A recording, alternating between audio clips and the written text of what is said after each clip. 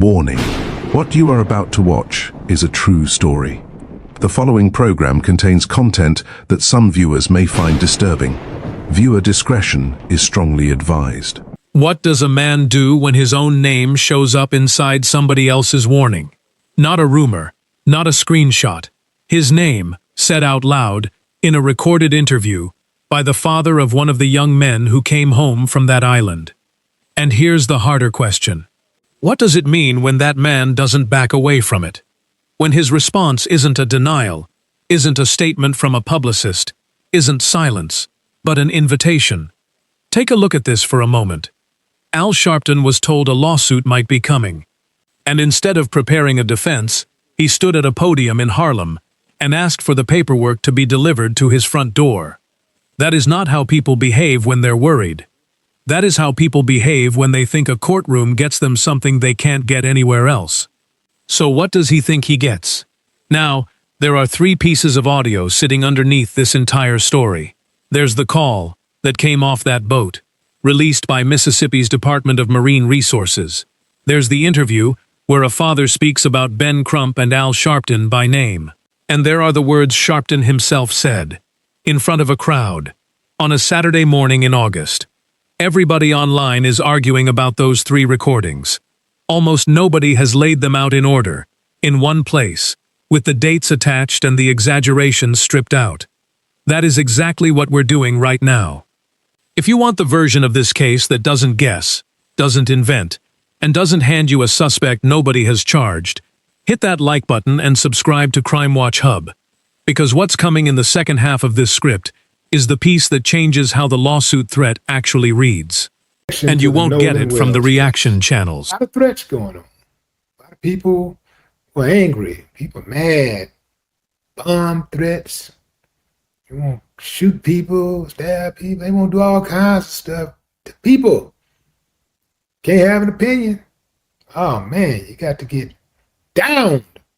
Yeah, fam. So, Al Sharpton has been doing this for a long time, so I didn't see him actually folding, and I was not surprised when he made these particular comments. There's been various reports that the father of one of the young men that was with Nolan Wells on the boat that he went out to Horn Island with. And the 3 of them white gentlemen came back, white young men came back without him, is threatening to sue or attack many of us, some of us, particularly, I don't know who he's suing, but he's attacked Ben Crump, the lawyer, and me by name. I think it is interesting because, first of all, I don't know what his suit would be.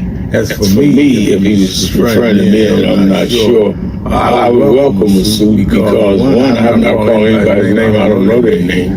But second, if he would come forward with someone that said he was a thing, then I would be able to depose them, get their phone logs, and try to get some answers for his family. All we want is justice. Understand he also said he put up $50,000 reward just as I put up, and Tyler Perry put up, and 25,000 Terrell Owens. I think that's good. So now the 125,000, yeah, that goes 175,000. These good kids 50. Let's get to the truth.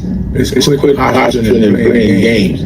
This young man's death leaves a lot of questions, and no threats, no stomping around pouting is going to stop us from seeking the truth.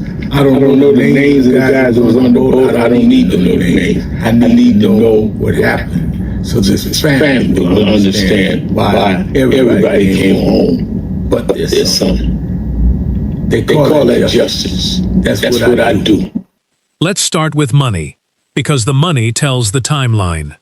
On the 20th of July, at Nolan Wells' funeral in Ocean Springs, Reverend Al Sharpton announced a reward, $50,000, for information leading to an arrest and a conviction. Before that service ended, he told the room he'd received a text from Tyler Perry, offering to match it. That put the figure at $100,000. Terrell Owens added $25,000 more, so the pool sat at $125,000. Substantial money, public money, money attached to a name and a phone number, and nobody collected it. Then, at the end of that same month, something happened that almost nobody predicted. The reward grew again, from the other side of the argument. Dr. Benjamin Hudson is the father of Warren Hudson, one of the young men who was on Horn Island that day.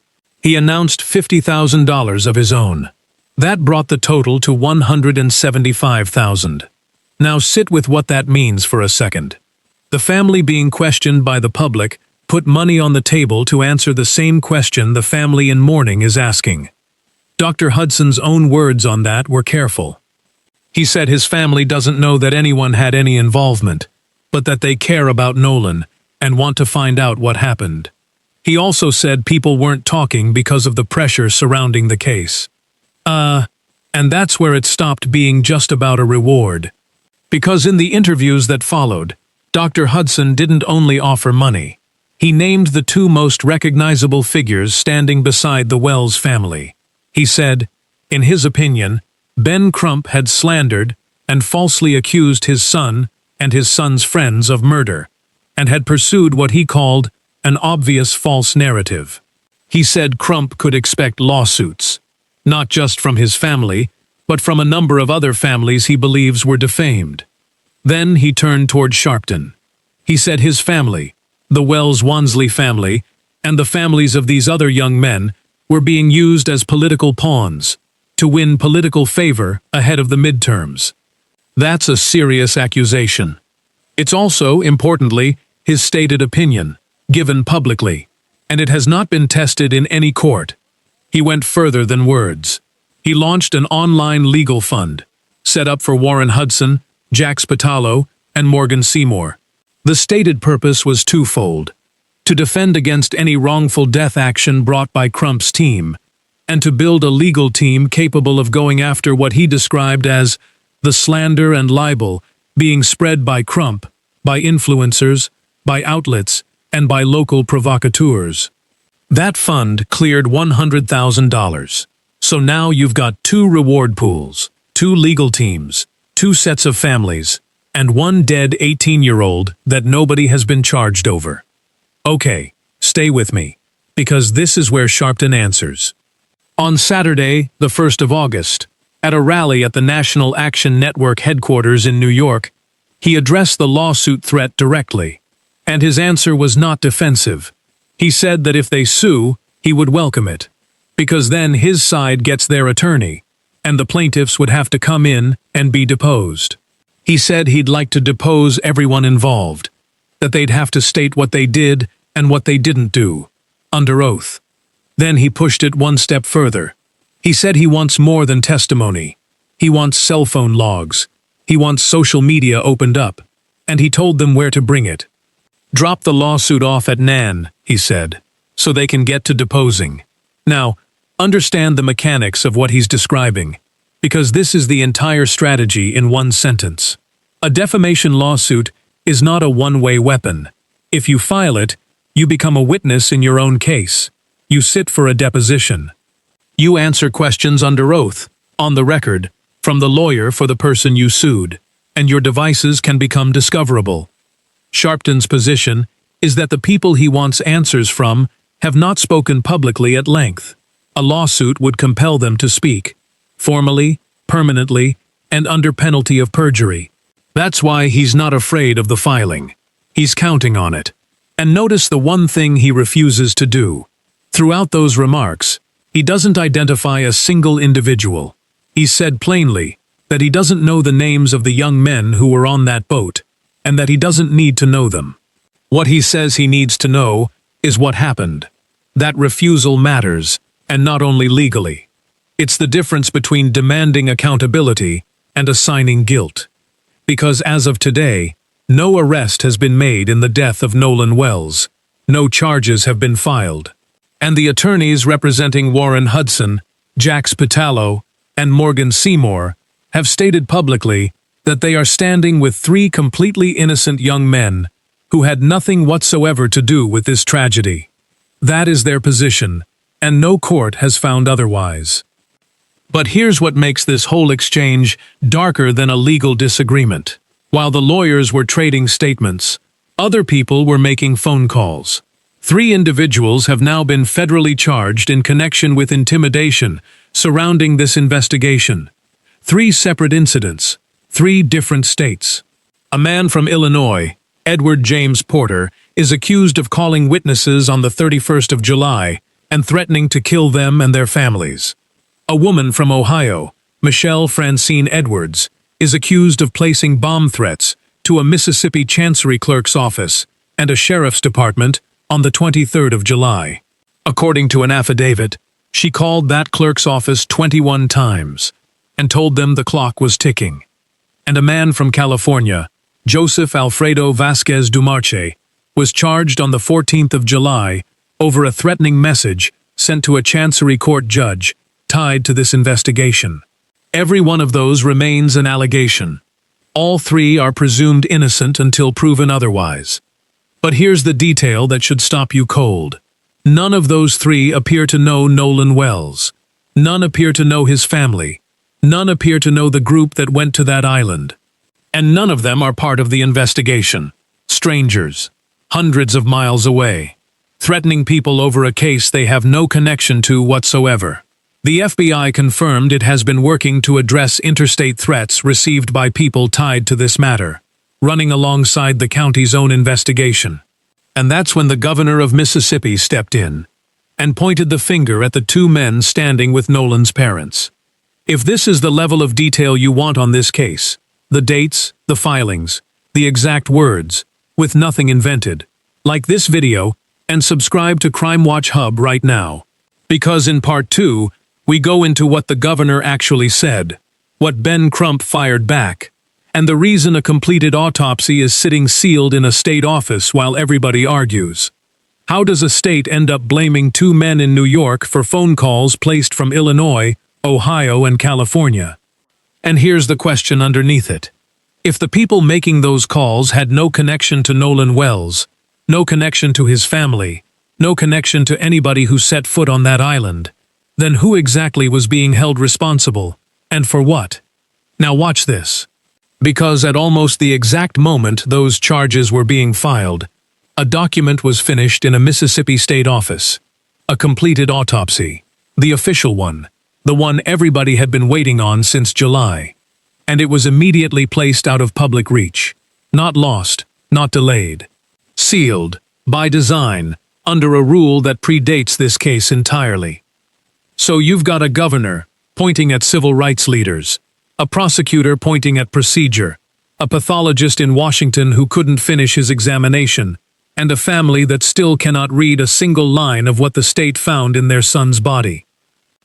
I've gone through the governor's statement, the district attorney's recorded explanation, the preliminary findings that were read out loud in Chicago, and the response from the attorneys who walked that island on the 7th of August, line by line, with the dates attached.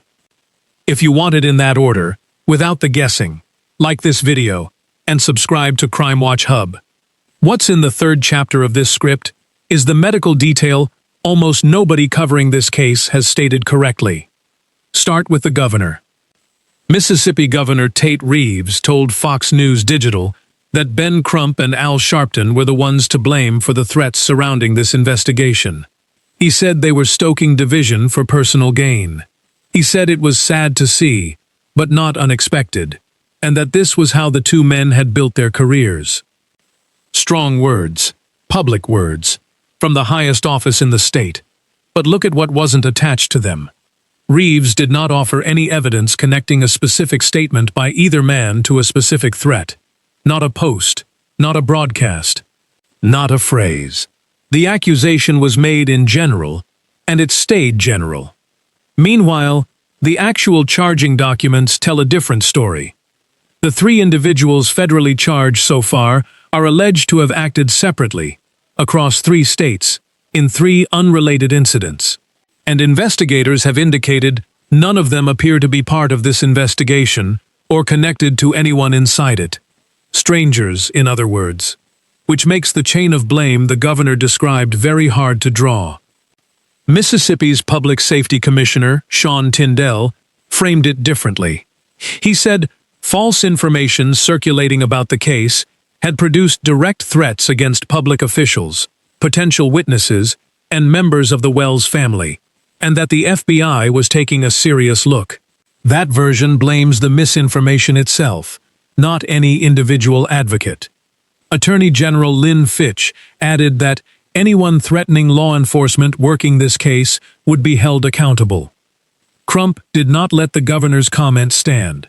He pushed back publicly, arguing that the attacks on him collapsed against the actual record, and pointed to a televised exchange in which a search organization's president was asked directly about the condition and position of Nolan's body when it was found, and answered, that's the state of the conversation. Two sides, both claiming the documented record supports them, neither able to see the one document that would settle it. Which brings us to the seal. Jackson County District Attorney Angel Myers McElrath released a recorded statement explaining her office's position, and it deserves to be quoted accurately rather than characterized. Her explanation was this: every death in that county, apart from natural causes and non-criminal vehicle wrecks, gets presented to a grand jury. She said many people don't realize it, but her office has handled death investigations that way for her entire career. Not a rule written for Nolan Wells. Not a rule written in July. Standard practice. She also said investigators would not publicly discuss evidence or witness interviews while the investigation stayed active, because doing so could compromise the integrity of that grand jury process. By the end of July, the state medical examiner's work was finished. The findings went into the file. The file goes to the grand jury, which decides whether any charges are warranted. Everything about that is lawful. Everything about it is routine.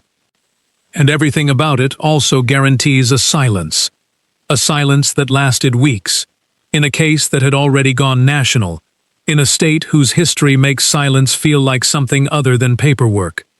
That's the part people struggle to hold in their heads at the same time. A process can be completely proper and still leave a wound open. Here's where it gets complicated. Because there was a second examination, and it was made public, and what it couldn't do matters more than what it did. On the 10th of July, forensic pathologist Dr. Roger Mitchell conducted an independent autopsy on behalf of the family. Mitchell is a former chief medical examiner for the District of Columbia and president of the National Medical Association. Former quarterback Colin Kaepernick paid for the examination. 12 days later, at the NAC National Convention in Chicago, the preliminary findings were read aloud. Listen carefully to the specifics, because this is where coverage goes wrong. There were no fractures. There was no bruising. There was an area of red discoloration in the soft tissue at the back of Nolan's head. Beneath it, no skull fracture. Above it, no break in the skin. Mitchell reported he could not determine what caused that discoloration. He also reported something that has been widely mentioned and rarely explained. He did not receive Nolan's internal neck structures, including the trachea. Understand what that means in practical terms. Those structures are central to distinguishing between several possible mechanisms of death. Without them, an entire category of questions simply cannot be examined by that pathologist. Add the decomposition, and the conclusion he reached was the only one available to him. Cause of death, undetermined. Manner of death, undetermined. Pending investigation. And a written note that he could not rule out whether any intervening non-accidental factor contributed. Now the counterweight, and it belongs here. Forensic pathologist Dr. Michael Baden reviewed those findings and reached a different conclusion. He said the head finding does not point to foul play, that Mitchell was stretching, and that what was described is consistent with an accidental death. Two credentialed pathologists, one set of findings, opposite readings. That is not a cover-up. That is what genuinely inconclusive evidence looks like. There has been a similar split over audio. An enhanced version of a recording connected to that day circulated widely after being reported by TMZ.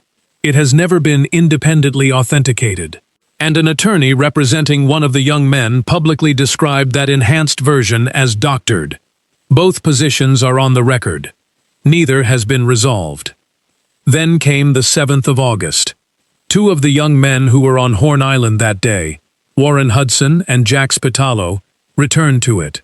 Not with investigators, with their own attorneys, Edward Andrew Paltzik and J. Tyler Cox, who said the purpose was to examine the layout and the dynamic of the island itself. A third, Morgan Seymour, did not go, with school obligations given as the reason. Their lawyers stated their position without hedging. They said they were standing with three completely innocent young men who had nothing whatsoever to do with this death. And Cox described the visit itself. He said the trip was hard on both of them, because it was the last place they saw their friend. He said they had to stop more than once and give them room. He said Nolan had been a brother to them, and that they had not yet been able to grieve. That account has to sit in this script, alongside everything else. Because no arrest has been made in Nolan Wells' death. No charges have been filed. No one has been named a suspect by any authority. A grand jury can decide whether a crime occurred. It can weigh a sealed report, a toxicology panel, and testimony the public will never hear. But there is one thing it was never built to do. It cannot fill the hours between the last confirmed sighting of an 18-year-old and the moment a park ranger found him at the northwestern tip of that island. Somebody knows those hours. Nobody has said them out loud. So the honest question isn't who to blame. It's whether we're all still willing to accept whatever the record finally shows, even the version we didn't expect. Stay on this with us. Like this video and subscribe to Crime Watch Hub, because the moment that seal breaks, you'll get it here first, and you'll get it straight.